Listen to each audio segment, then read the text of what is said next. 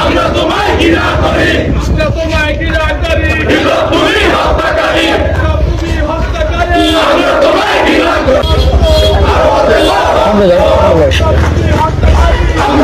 ঘৃণা করি,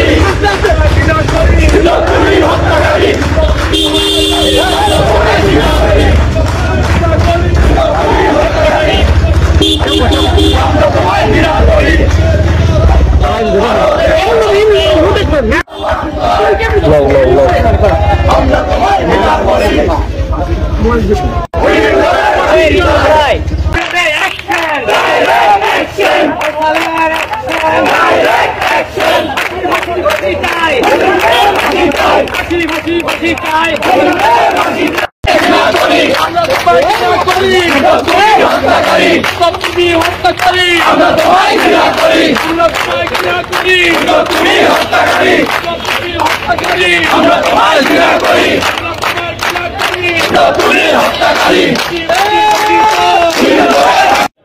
নেতৃবৃন্দ, এদেশের বৈষম্য বিরোধী ছাত্ররা এবং সাধারণ জনতা বিগত সময়ে যে দাবিটি করেছিল, সেই দাবিটি একটি যৌক্তিক এবং ন্যায়সঙ্গত দাবি ছিল।